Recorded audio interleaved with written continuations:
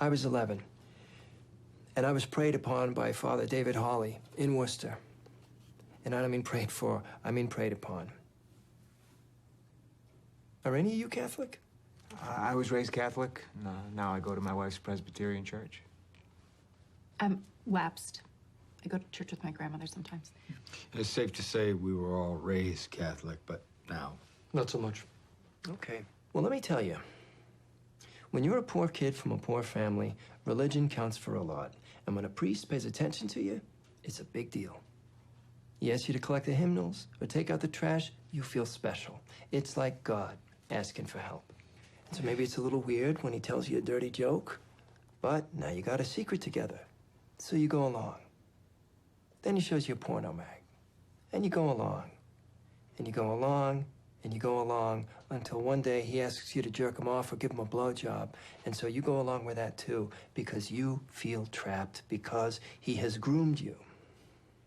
How do you say no to God, right? See, it is important to understand that this is not just physical abuse, it's spiritual abuse too. And when a priest does this to you, he robs you of your faith. So you reach for the bottle or the needle. Or if those don't work, you jump off a bridge. That's why we call ourselves survivors. Have you read Jason Berry's book? He wrote about the Gothe case in Louisiana.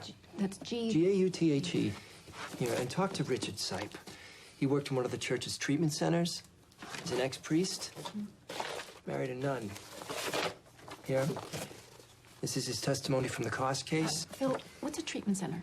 It's where they send priests when they get caught. This is all right here in the box. I sent this all to you guys 5 years ago. to the Globe. Who did you send it to? I don't want to say who, but they said that they weren't interested. But Phil, we did run a couple stories on you. I saw them in the clips. Yeah, but to be completely frank, it wasn't enough. You guys got to understand. This is big. This is not just Boston. It's the whole country. It's the whole world. And it goes right up to the Vatican. Do you have any proof of that, Phil? No, not yet. But think about it. There are so many of them. How else could they have hidden it for so long? So many what? Priests. Priests. I know of 13 right here in Boston. You know 13 priests in Boston who have molested children. Yeah, why do you keep repeating everything I say? I just like to clarify things. Maybe you should have clarified it 5 years ago when I sent you all of this stuff. It's all right here.